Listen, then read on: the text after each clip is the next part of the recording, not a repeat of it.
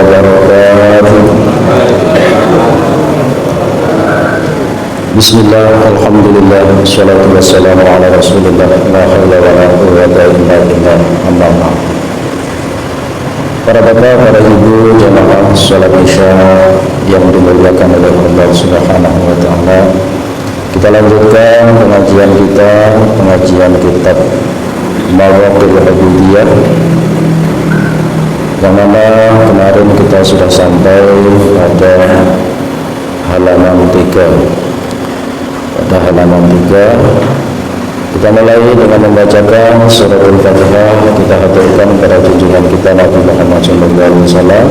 Sudah lupa pada para nabi, pada para aulia, pada ahli kubur, wabil khusus pengarang kitab Imam Al-Ghazali, kemudian Syekh Nawawi Al-Bantani. Semoga kita mendapatkan barokah ilmunya, dan kepada kedua orang tua kita semoga senantiasa mendapatkan rahmat Allah Subhanahu wa taala.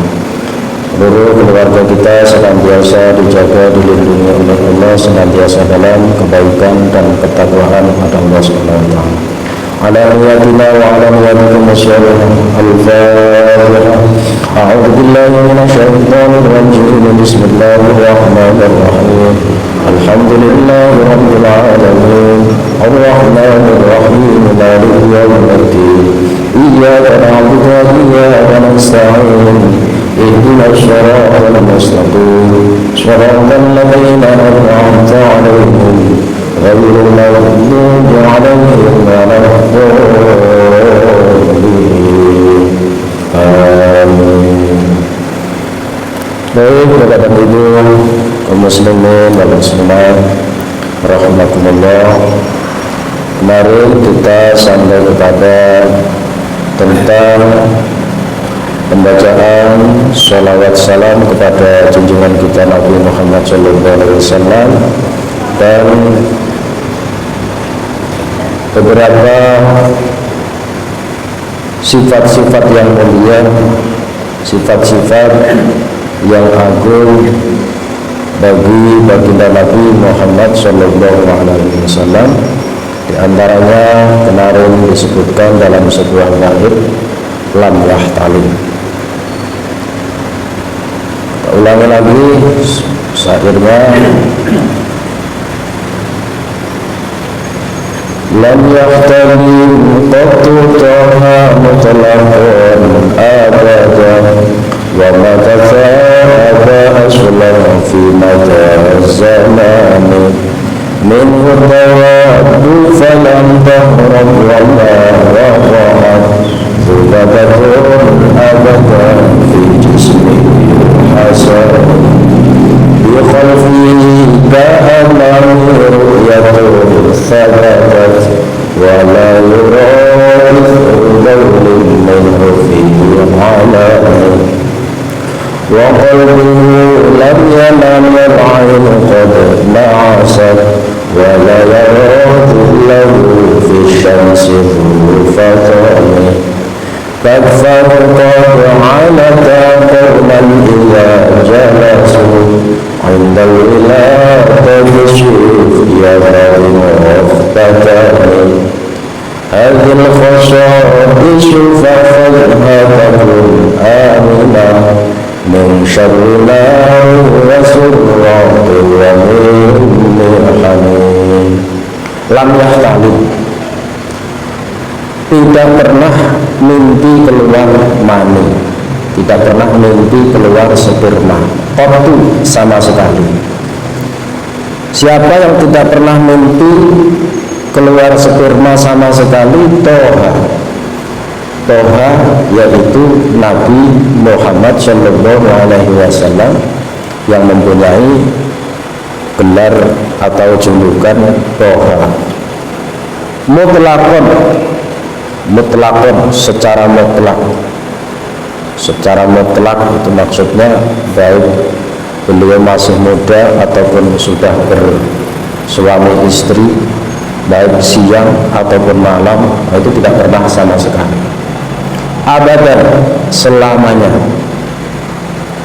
Wa ma tasa'aba, dan tidak pernah menguap, aslan sama sekali.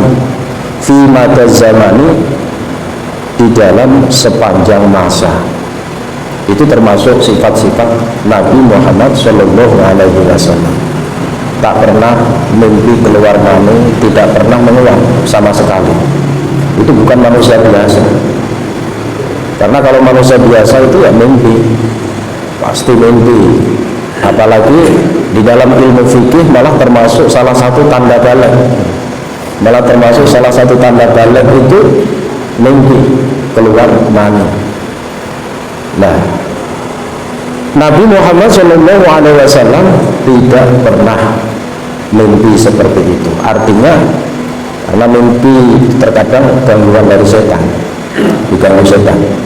Jadi kalau orang-orang biasa ya terkadang diganggu setan tuh keluar mani dia. Nah mimpi apa gitu, pokoknya itu terus keluar. Tidak pernah menguap. Ya, ngantuk pun nggak menguap, nggak kayak kita. Kalau udah capek, lelah, ya udah menguap. Beda dengan Nabi Shallallahu Alaihi Wasallam. Ya, tak pernah menguap sama sekali. Itu bukan manusia biasa. Min hudawadu falam tahrab wa ma waqa'at zubadatun abadan fi jismihim hasanah. Termasuk salah satu manaqib atau derajat yang mulia baginda Nabi Muhammad Shallallahu Alaihi Wasallam, tidak pernah hinggap falam tahrab, nggak pernah itu terbang berlari, apa itu namanya, lalat. Wama waqa'at, dan tidak pernah nempel, tak pernah nempel. Lalat itu tak berani nempel di badannya Nabi Muhammad Shallallahu Alaihi Wasallam. Itu termasuk keistimewaan yang dimiliki dalam hal fisik Nabi Muhammad Shallallahu Alaihi Wasallam. Wama waqa'at zubadatun abadan, selamanya. Jadi seumur hidup itu beliau tak pernah dihinggapi lalat, ditempelin lalat, nggak pernah. Beda dengan manusia biasa, ya ke hidung, ya ke kepala, ke tangan, ke makanan. Nah, itu lalat itu termasuk hewan yang kurang ajar, tidak berpendidikan. Lalat itu termasuk hewan yang tidak berpendidikan, nggak pernah sekolah. Makanya dia itu tak punya sopan. Mau ibu-ibu, bapak-bapak, pak kiai, sama ustaz, ulama, hinggapi sama lalat. Tak kenal itu kepala, itu tangan, pokoknya maunya di mana. Tapi kalau sama baginda Nabi Shallallahu Alaihi Wasallam tidak ada pernah sama sekali. Ini menunjukkan bahwa beliau bukan manusia biasa. Bi khalfihi ka'amani ru'yatun thabatan. Bi khalfihi, di belakangnya, ka'amani, itu seperti melihat di depan. Ru'yatun, penglihatan beliau thabatan, seperti itu, tetap seperti itu. Nabi walaupun beliau itu melihat depan, itu belakang beliau tahu. Ya ini belakang tahu. Itu Nabi Shallallahu Alaihi Wasallam. Melihat depan, belakang tahu. Melihat ke belakang, depan tahu. Ini Nabi. Wala yura isru baulin minhu fi halani. Wala yura, dan tidak dilihat apa yang tidak dilihat. Isru baulin, bekasnya pipis, bekas pipis minhu dari Nabi fi alani, di apa ini namanya, di atas bumi ini tidak terlihat. Jadi bekas pipisnya itu tidak nampak. Ya, seandainya beliau pipis terus dicek, sudah nggak ada barangnya, tidak ada. Ini wala yura ithru baulin minhu fi alam. Nabi Muhammad SAW seperti itu. Wa qalbuhu lam yanam wal ainu qad na'asa. Hati beliau tidak pernah tidur, wal ainu qad na'asa, sedangkan mata beliau ngantuk ataupun tidur. Misalnya mata terpejam, tapi hatinya tetap melek terus. Hatinya selalu hidup, selalu bergerak, selalu berpikir. Ini Nabi SAW. Ya karena Nabi itu Walaupun tidur itu terkadang menerima wahyu, terkadang sedang menyusun rencana-rencana untuk kebaikan umat manusia ini. Jadi hati beliau itu tidak pernah tidur walaupun mata beliau nampaknya tidur. Ini yang dimaksud waqalbuhu lam yanan wal ainu qad na'asa. Wala yara dhillahu fi syamsi bifatani. Wala yara, dan tidak dapat melihat dhillahu, bayang-bayang Nabi, fi syamsi, di dalam terik matahari. Siapa yang tidak dapat melihat zufatani? Orang yang mempunyai akal cerdas, orang yang cerdas, orang yang hebat. Jadi termasuk kelebihan beliau, tak ada bayang-bayangnya. Kalau kita kan punya bayang-bayang. Kalau pagi bayang-bayang kita panjang ke timur, kalau sore bayang-bayang kita ke barat. Nah, Nabi SAW dilihat tidak ada bayang-bayang. Subhanallah. Katfahu qad alata qauman idza jalasu. Pundak beliau akan selalu nampak lebih tinggi ketika beliau duduk bersama suatu kaum. Katfahu qad alata qauman idza jalasu. Duduk sama orang-orang yang tinggi, beliau akan nampak lebih tinggi. Orang yang gagah-gagah, beliau akan nampak paling gagah. Ini Nabi sallallahu alaihi wasallam. Katfahu qad alata qauman idza jalasu. Indal wiladati sif ya bi mukhtatani. Indal wiladati, ketika beliau lahir, sif, maka sifatilah ya bi mukhtatani, wahai orang yang telah dikhitan. Nabi sallallahu alaihi wasallam lahir langsung sudah dikhitan, sudah khitan. Jadi nggak usah khitan, karena beliau lahir itu sudah dalam keadaan khitan. Nabi sallallahu alaihi wasallam. Yang khitan siapa? Yang khitan ya Allah. Nabi Muhammad yang khitan Allah, bukan jin. Bukan jin yang khitan ya. Kalau di kampung-kampung itu ada juga sering anak-anak tidur di masjid atau di musola, tiba-tiba pulang nangis. Kenapa nangis? Ini kenapa? Sunat. Ternyata disunat jin. Disunat jin ada. Itu fakta ya, bukan mitos. Ada. Disunat jin itu memang ada. Itu di kampung saya itu sering terjadi disunat jin itu. Itu. Dan Nabi sudah dikhitan itu tadi bukan disunat jin, tetapi sudah langsung disunat, dicetak oleh Allah Subhanahu wa taala dalam keadaan sudah sunat. Jadi khitan. Hadil khasaisu fakhfadha takun aminah. Kekhususan ini kata Sohibun Nazm atau Sohibun Syair yang mempunyai syair ini menyatakan hadil khasaisu, kekhususan ini fahfadha, hafalkan kata beliau. Takun aminah, kalau kamu mau menghafalkan maka kamu akan menjadi orang yang aman sentosa. Aman dari apa? Min syarri narin wa surratin wa min mihani. Dari kamu akan aman dari api. Api itu maksudnya kebakaran. Kamu akan aman dari kebakaran. Wa surratin, dan aman dari pencurian, maling. Wa min mihani, dan akan aman dari cobaan-cobaan. Akan diberikan keamanan oleh Allah Subhanahu wa taala. Jadi dengan kita menghafalkan kekhususan seperti yang telah disebutkan tadi, mulai dari tidak pernah mimpi keluar mani sampai bayang-bayang beliau sampai apa tadi? Sampai beliau lahir dalam keadaan khitan. Itu kita hafalkan semua. Keutamaannya, fadilahnya, kita akan dijaga oleh Allah dari kebakaran, dari pencurian, dan dari ujian-ujian hidup maksudnya. Seandainya ada ya enggak berat, artinya sudah dikira-kirakan oleh Allah, karena udah hafal ini, hafal sifat-sifat Nabi yang luar biasa. sudah dikira-kirakan oleh Allah. Nah ini termasuk keistimewaan menghafalkan manaqib atau khususiyah yang diberikan oleh Allah kepada Nabi Muhammad SAW.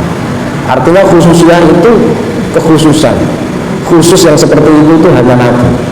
Orang-orang yang lain tidak ada, hanya Nabi Muhammad saja.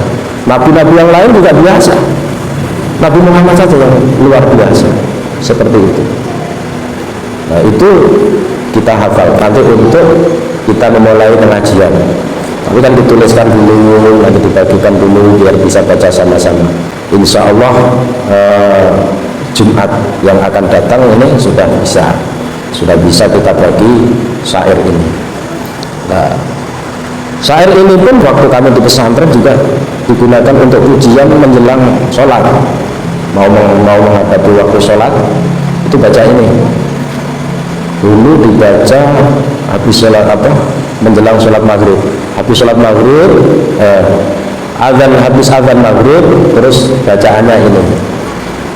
Lam yahtalim qad tutoha mutlaqan abada wa matafa aba aslan fi mata zamani dan seterusnya. Setiap hari setiap habis azan maghrib ya ini wiridannya. Jadi itu tadi ada kaitannya dengan wassalatu wassalamu, sholawat salam kepada Nabi Muhammad SAW wa ala alihi wa sahbihi dan sahabat Nabi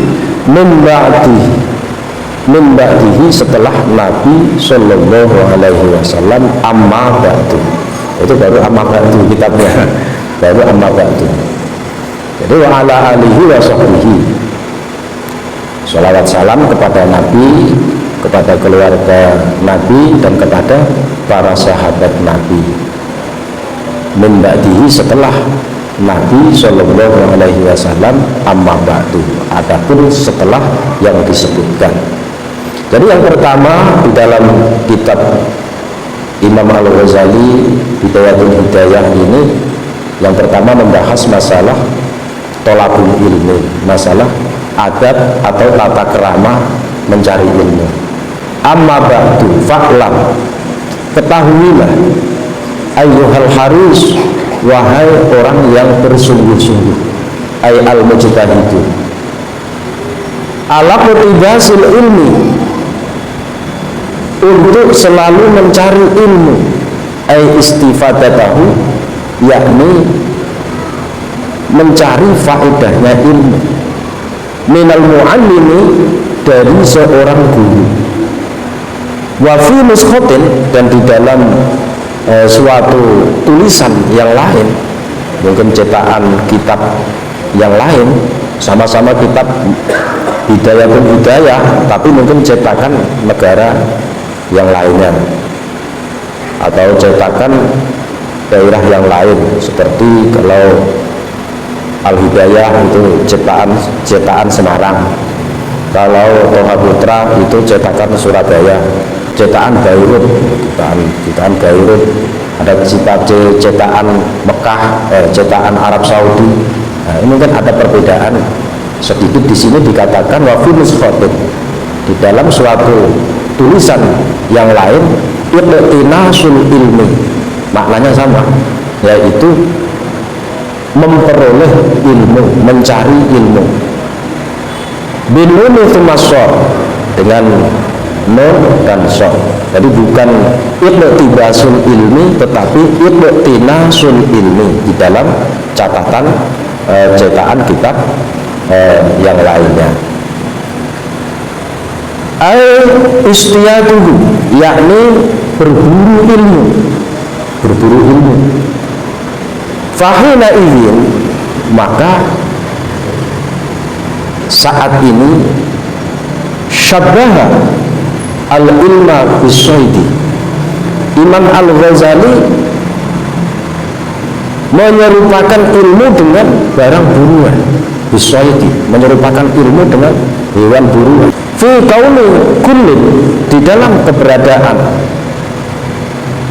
antara ilmu dan buruan itu, yahtaju ilal hilah wasiyasah, dia membutuhkan daya upaya dan membutuhkan tata cara, membutuhkan daya upaya dan membutuhkan tata cara. Makanya kalau di dunia modern kan kita kenal dengan istilah metode.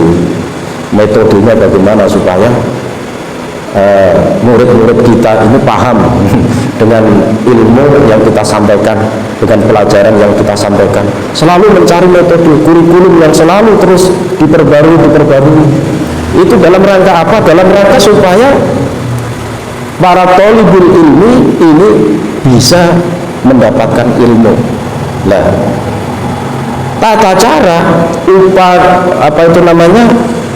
daya upaya, kemudian siasat bagaimana untuk mendapatkan ilmu, itu sama dengan siasat bagaimana mendapatkan buruan. Artinya sama-sama butuh usaha keras. Ini maksudnya Imam Al-Ghazali menyerupakan ilmu dengan hewan buruan. Orang yang berburu di laut ya, berburu ikan. Kalau berburu biasanya di hutan ya, berburu apa kalau di hutan. Orang-orang yang ahli berburu itu yang tahu. Entah berburu harimau, atau berburu gajah, apa berburu burung ya. Pokoknya ibaratnya itu seperti orang berburu, orang mencari ilmu, penuh dengan kesungguh-sungguhan.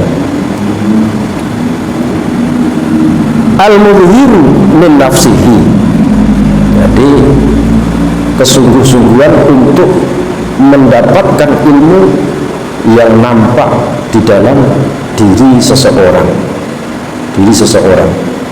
Wa fi nuskhatin min nafsika bil khitab, dalam nuskhah yang lain, cetakan tulisan yang lain, bukan min nafsihi tetapi min nafsika, jadi diomongkan bil khitab. Jadi seolah-olah sedang berhadapan dengan murid, atau seolah-olah sedang berhadapan dengan orang yang diajak bicara.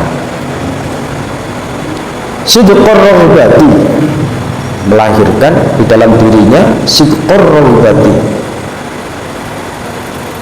sungguhnya, kesungguh-sungguhannya cinta, kesungguhan cinta ay al-iqbali, sungguh-sungguh menghadap, wa fartat ta'atusi, dan sungguh-sungguhnya kepingin, atau istilahnya itu ya apa, cinta yang sangat, itu namanya apa, terpesona, seperti orang yang sedang terpesona saking ingin mendapatkannya ilmu. Pokoknya kayak orang yang sedang jatuh cinta gitu. Kalau bisa begitu, insya Allah tepat dapat ilmunya. Misalkan bapak ibu punya anak di pondok pesantren, ngaji, sekolah, kok dia mempunyai semangat yang seperti ini, ya insya Allah itu udah pasti calon ulama, calon kiai. Kalau bisa seperti itu, jadi seolah-olah dia itu ingin mengejar ilmu itu seperti orang jatuh cinta. Tak buka buku 1 jam aja udah gelisah, tak baca buku 1 jam udah resah. Sama dengan orang jatuh cinta itu.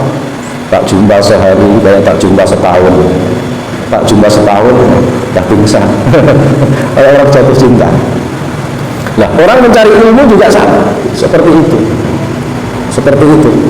Jadi harus bisa seolah-olah itu terpesona. Ke al-istiyaq, syiddatul istiyaqi, saking sangatnya kepingin dapat ilaihi, kepada ilmu, ilmu. Innaka, sesungguhnya engkau atau kamu. Ini maksudnya yang ngomongin kita ini diomongin sama Imam Ghazali maksudnya. Ini kan yang ngomongin kita ini Imam Ghazali. Saya cuma menyampaikan. Innaka, kata Imam Ghazali, innaka in kunta taqsudu bi talabil ilmi, sesungguhnya kamu ketika kamu mencari ilmu, taqsudu bi talabil ilmi al-munafisah, dengan mencari ilmu itu tujuan kamu adalah untuk baik-baikan, hebat-hebatan, keren-kerenan, munafisah. Tujuannya untuk keren-kerenan. Di sini al-muhmalati ay ar-raghbati fi tafarrudi bil ilmi. Artinya untuk seolah-olah itu ingin menjadi orang yang paling pintar, yang paling berilmu di antara kawan-kawannya. Li'annahu nafisun jiddan, karena sesungguhnya ilmu itu memang sangat indah sekali. Wal mubahati, dan untuk sombong-sombongan, ay al-iftikhar, yakni untuk kesombongan. Alladhi huwa at-ta'adzum, yang mana kesombongan itu adalah merupakan sifat merasa paling hebat, at-ta'adzum, paling besar. Wa taqaddumi 'alal aqrani, dan niat untuk mengalahkan teman-temannya, fil amsal, yakni teman-teman seretengnya. Maksudnya niatnya itu untuk meng-KO kawan-kawannya, bukan niat untuk pintar, bukan untuk pintar, niatnya mau meng-KO biar KO semua misalnya niatnya. Jadi biar apa itu namanya, nampak keren, nampak hebat, tapi memang itu diniati, bukan karena dia memang hebat, tapi niatnya memang itu dan betul-betul mendapatkan itu. Wastimalatu wujuhin nasi, dan niatnya mencari ilmu itu untuk memalingkan wajah manusia ilaika, kepadamu. Kamu kepengen nanti kalau kamu sudah pinter, kamu sudah hebat, terus seluruh wajah-wajah manusia itu berpaling kepadamu semua. Apa itu? Melihat kamu semuanya. Niatnya itu manusia biar menghadap sama dia, niatnya. Wajah ihitami dunia, dan mengumpulkan harta, mengumpulkan dunia, ay mata dunia, yakni harta dunia, kesenangan dunia. Alladzi yasuru akhiruhu, yang mana akhirnya mata dunia, kejadiannya itu adalah fanian, perkara yang rusak. Wal ikram inda sultan, dan niat tujuannya agar dimuliakan di depan raja. Fa'anta, kalau niatmu seperti itu mencari ilmu,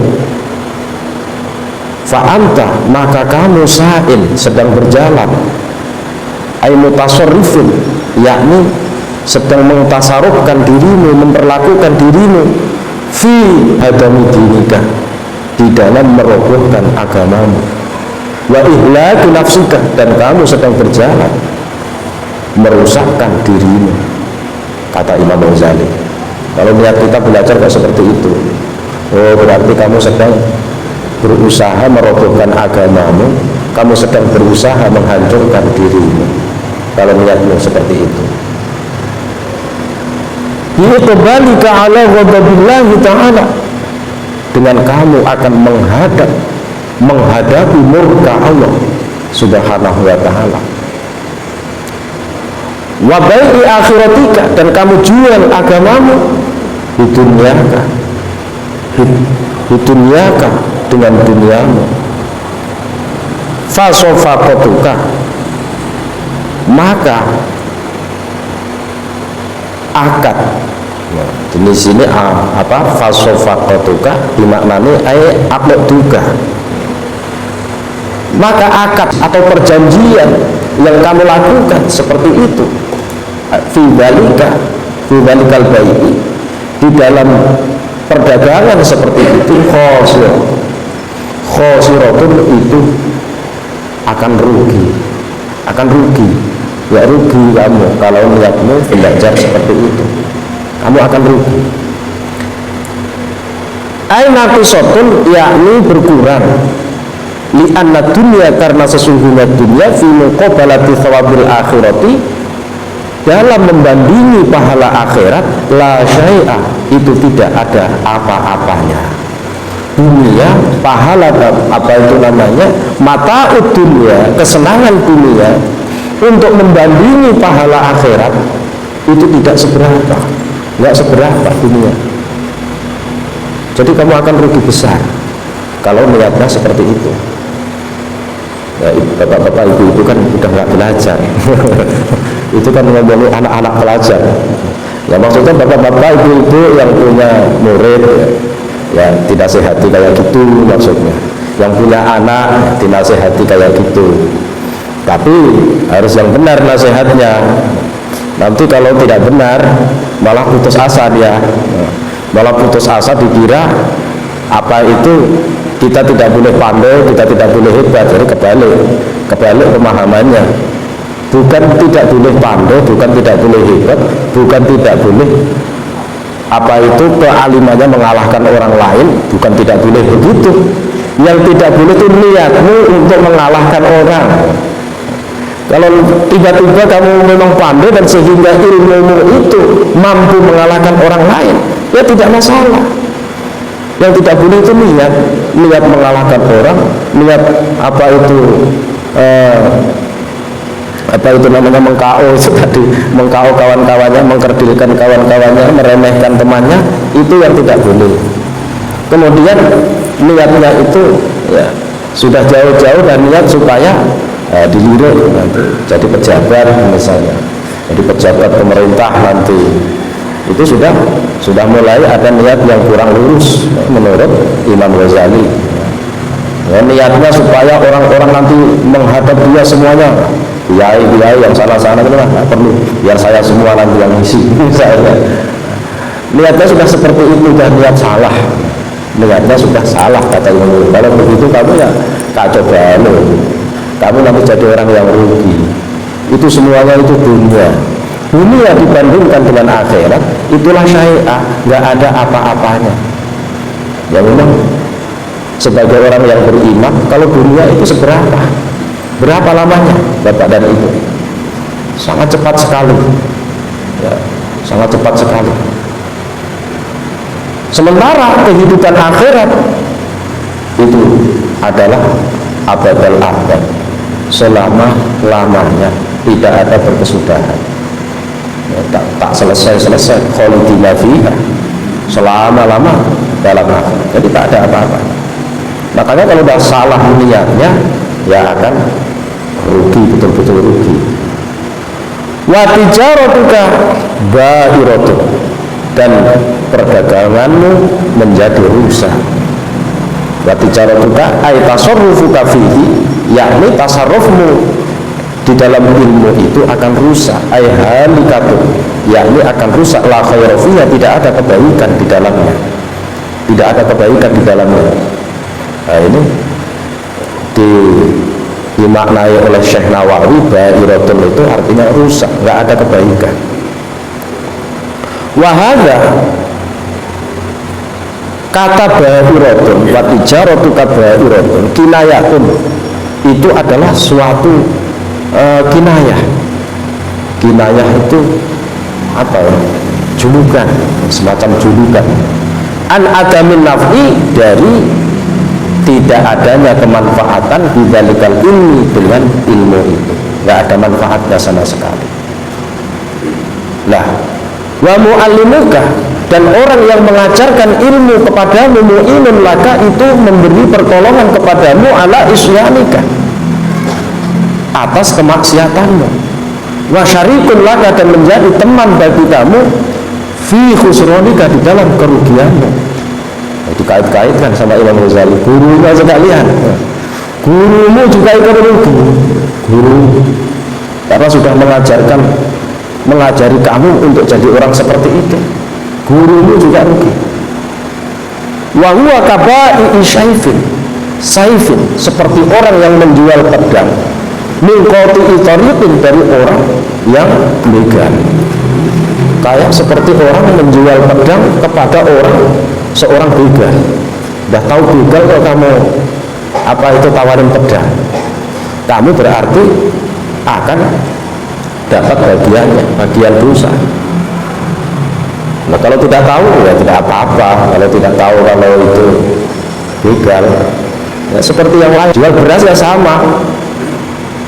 Makanya kita itu yang baik ya husnudzon saja, kita berbaik sangka, jangan berburuk sangka. Orang ini beli beras tempat saya, paling nanti kalau udah kenyang pergi dia judi, paling pergi dia apa itu cari perempuan biar misalnya, paling kalau udah kenyang nanti dia pergi cari minuman keras. Nggak usah seuzon begitu, nanti malah kita sendiri rusak.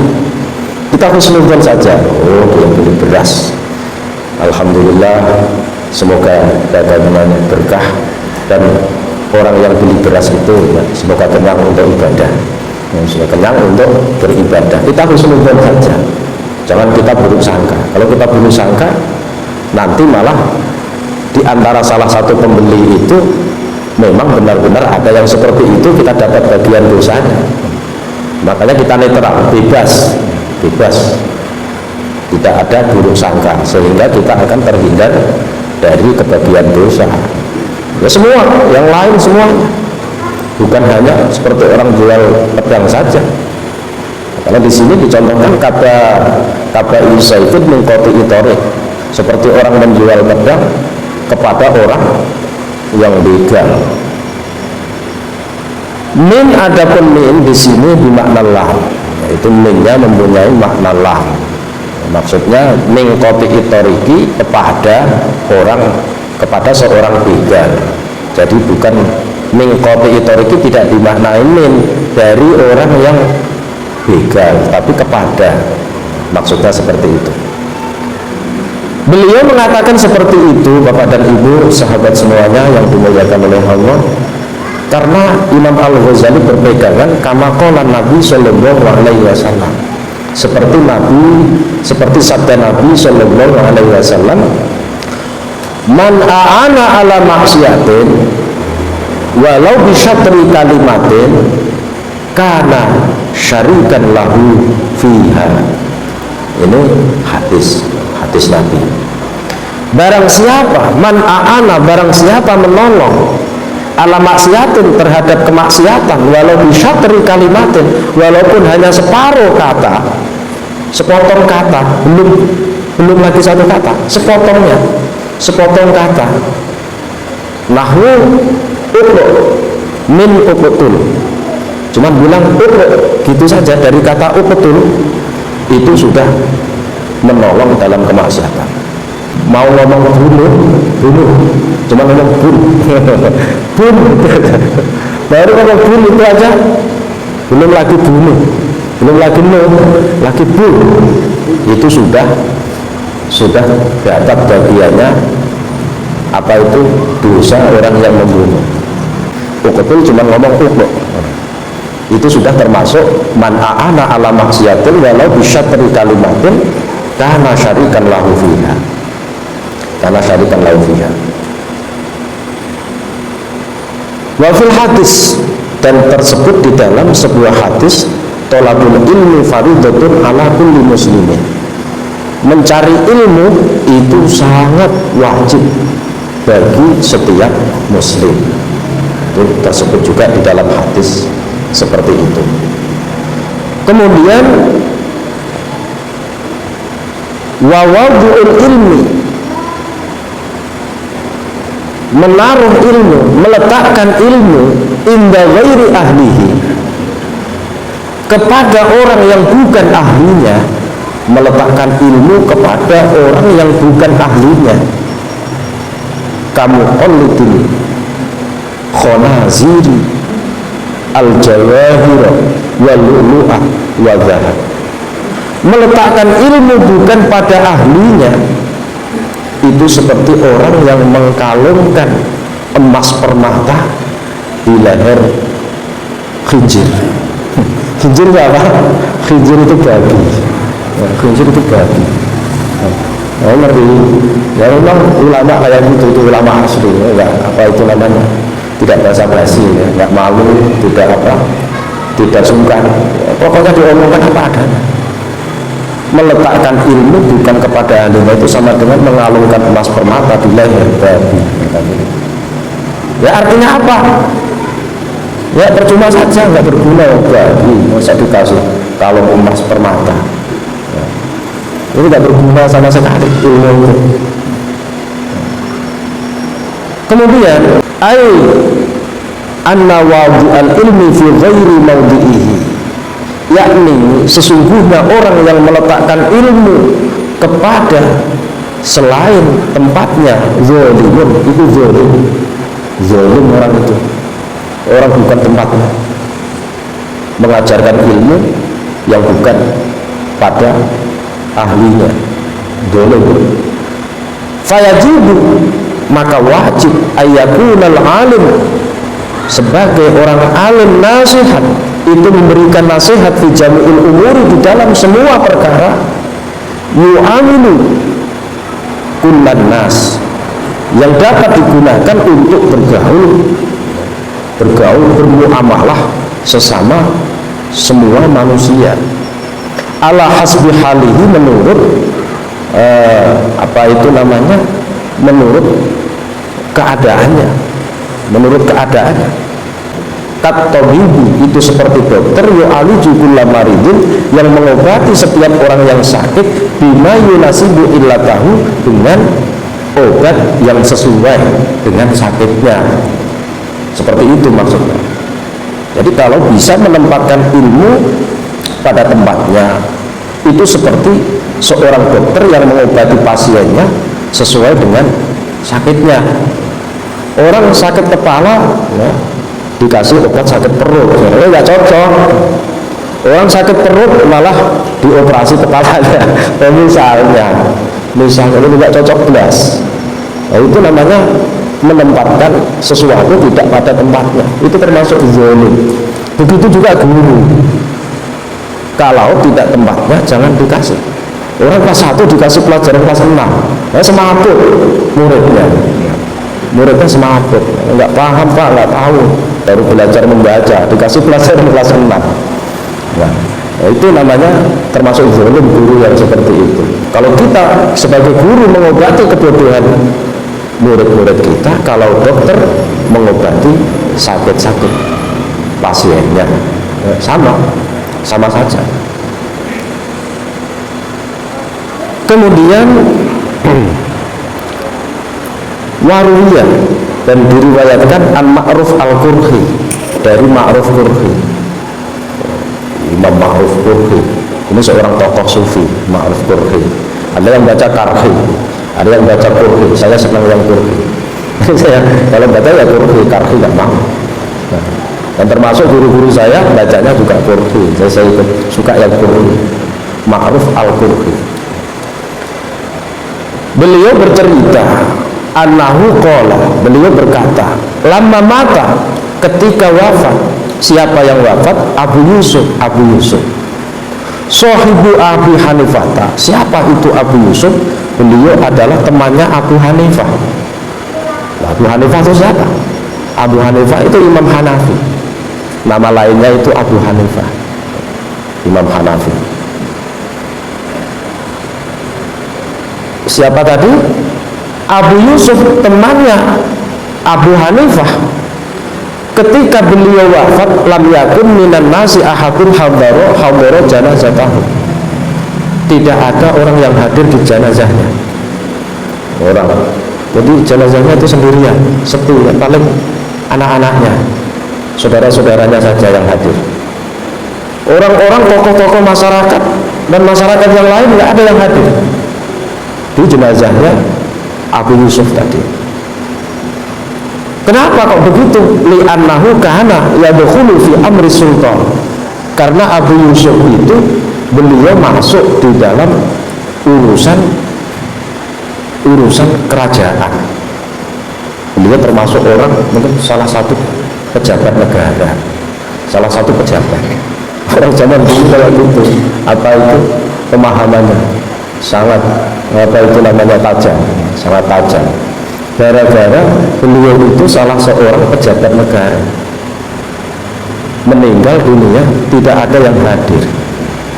Karena beliau dikenal orang alim, beliau dikenal orang yang hebat keilmuannya, tapi jadi salah satu pejabat negara wafat, tidak ada yang hadir, termasuk Imam Ma'ruf Qurhi tadi, nggak hadir. Jadi beliau yang cerita Ma'ruf Qurhi itu tadi, termasuk beliau nggak hadir. Fara'aituhu fil manam, maka aku melihat di dalam mimpi. Qabla ayyudfana, sebelum dia dimakamkan. Ma'ruf Qurhi tidur mimpi beliau fil manami qabla ayyudfana. Faqultu lahu, mimpi jumpa kepada Abu Yusuf. Ma fa'alallahu bika. Kalau ulama mimpinya kayak gitu, langsung dia tanya jawab. Langsung tanya jawab, apa yang dibuat Allah kepadamu? Qala ghafara li rabbi. Abu Yusuf menjawab, Tuhanku mengampuni aku. Qultu bimana? Kok bisa? Kok bisa Allah mengampunimu? Qala Abu Yusuf menjawab, binushi lil muta'allimin, yaitu dengan saya itu sering memberi nasihat kepada pelajar, sering memberi nasihat kepada para pelajar, orang-orang yang mencari ilmu. Nah, setelah dijawab oleh Abu Yusuf seperti itu, fantabahtu, maka saya terbangun dari tidur, fantabahtu minan naum, fasyahidtu janazatahu, maka kemudian saya cepat-cepat menghadiri jenazahnya. Ini Imam Ma'ruf Al-Qurhi. Abu Yusuf juga temannya Abu Hanifah. Jadi memang orang-orang hebat, orang-orang di dalam apa itu namanya ilmu agama sangat tinggi. Nah, ini mempunyai pemahaman yang seolah-olah menjadi pejabat pemerintah itu sangat dibenci oleh para ulama. Seolah-olah seperti itu ya, seolah-olah seperti itu. Ya memang zaman dahulu seperti itu. Zaman dulu memang seperti itu. Orang itu kalau sudah levelnya tingkatan ulama yang tinggi ilmunya, kok masuk ke pemerintahan udah langsung direndahkan, langsung diremehkan. Dan pemahaman apa itu seperti itu berlaku sampai sekitar tahun 90-an, tahun 2000 itu masih seperti itu pandangan ulama, pandangan para kiai. Kalau ada kiai kok calon DPR udahlah ya, kiai kok calon DPR udah pasti ya, dunia nyari dunia. Apa itu penglihatannya itu nyari dunia seperti itu sampai sekitar tahun 2000 ya, 2000 awal, 2000 akhir sudah ada hilang itu. 2000 akhir sudah ada hilang. Kenapa? Karena setelah ternyata Gus Dur kiai, ratunya kiai Indonesia jadi presiden. Gara-gara itu Gus Dur ratunya kiai malah jadi presiden, bukan hanya sekedar pejabat biasa, nggak masalah. Artinya apa? Artinya pemikiran itu selalu bergerak dan terus bergerak. Kiai Maimun Zubair, Bapak Ibu tahu Kiai Maimun Zubair, beliau seorang ulama yang sangat alim dan tokoh ulama, termasuk ulama kontemporer, ulama modern. Salah satu ulama yang berani maju menjadi anggota MPR itu Kiai Maimun Zubair. Itu mulai tahun 80-an itu sudah menjadi MPR. Sama ulama di sana dikenal. Ya, pada awalnya Kiai udah masuk ke politik udah nggak beres. Nah, itu pasti Kiai kalau udah senang dunia ya kayak gini. Wah, pandangannya seperti itu semua. Lupa suatu hal bahwa ternyata agama ini membutuhkan semuanya. Kita bayangkan, seandainya pemimpin di Indonesia ini bukan orang Islam, seperti apa yang akan terjadi? Bagaimana seandainya para pejabat itu tidak dekat dengan para ulama? Apa yang akan terjadi? Pasti akan semaunya sendiri dan akan menjadi pejabat yang zalim. Jadi di sisi lain itu yang terlupakan oleh kita kalangan umat Islam. Makanya berpikir secara klasik itu juga penting dalam satu sisi, berpikir secara modern itu juga penting dalam satu sisi. Nah, kita sebagai orang-orang yang hidup di zaman modern harus mampu menggabungkan keduanya ini. Bagaimana cara menggabungkannya? Ya, menjadi pejabat pemerintah harus ada, dari golongan kiai, ulama, ustaz harus ada. Kalau nggak ada, kacau. Begitu juga jabatan-jabatan yang lain itu harus ada. Karena apa? Dengan kekuatan pemerintah itulah agama bisa disiarkan, agama bisa didakwahkan, kepentingan umat bisa tersalurkan. Kalau enggak, dikuasai orang zalim misalnya, ya hancur semua dunia. Makanya sisi lain itu penting. Yang jelas intinya adalah bahwa ketika kita menjadi seorang pejabat, orang alim menjadi pejabat, bukan karena ingin mendapatkan dunia semata-mata, tetapi ingin menggunakan jabatannya untuk mensyiarkan Islam, untuk memfasilitasi Islam supaya mudah diperjuangkan, dikembangkan. Itu termasuk harus ada seperti itu. Sahabat semua yang dimuliakan oleh Allah Subhanahu wa taala, karena waktu sudah menunjukkan jam 9. Jadi seperti itulah pengajian kita pada malam hari ini. Insya Allah kita lanjutkan pada kajian berikutnya yang akan lebih detail lagi, insya Allah. Bapak dan Ibu yang dimuliakan oleh Allah, walaupun ini sudah terlambat waktunya, mungkin ada pertanyaan, maka dipersilahkan. Ada pertanyaan? Ada Ibu? Oh. Ya Pak? Silakan. Kita selalu berhubungan mengenai solusi terhadap seorang anak yang menjadi PNS. Ini solusi ini. Jadi itu kan berdosa, masuk berdosa, ya. Dan jadi bagaimana cara itu menghilangkan dosa itu? Setelah seorang yang itu kemudian solusi pada seorang imam PNS. Kapan itu memakai dosa itu? Sebesar apa dosa itu? Ini ada maksudnya itu sebagai gimana? Mudah-mudahan ini ada manfaatnya untuk kita semua. Terima kasih. Assalamualaikum warahmatullahi wabarakatuh. Waalaikumsalam warahmatullahi wabarakatuh. Baiklah, pertanyaan dari Bapak Alwan. Tadi kurang jelas, kayaknya saya tangkap intinya bagaimana hukumnya orang yang suudzon, terhadap misalkan salah satu tokoh atau salah satu kiai, karena kiai itu menjadi PNS misalnya. Suudzonnya itu maksudnya dari segi apa? Misalnya PNS itu kan gajinya haram gitu. Sesuatu termasuk yang bersifat yang tidak bagus. Bersifat tidak bagus. Maksudnya nggak jelas. Bisa jelaskan. Ya intinya orang yang suudzon itu ya kepada siapa saja. Dosanya ya sama saja. Artinya suudzon itu berburuk sangka.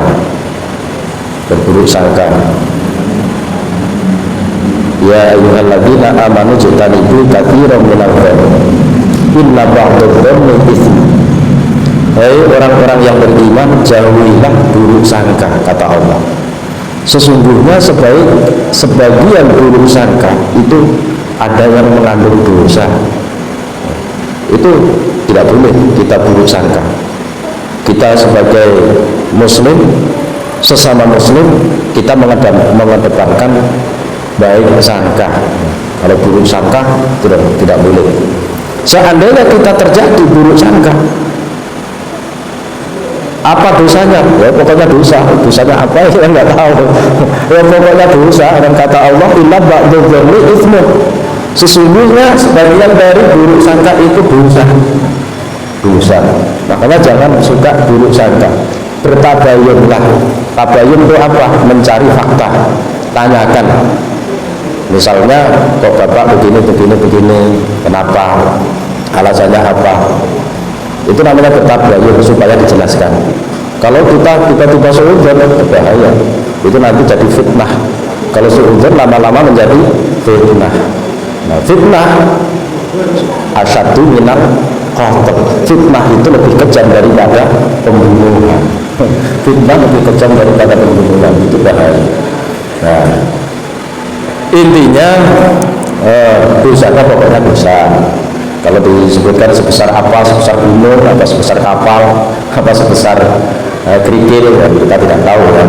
Pokoknya suudzon itu dilarang di dalam agama.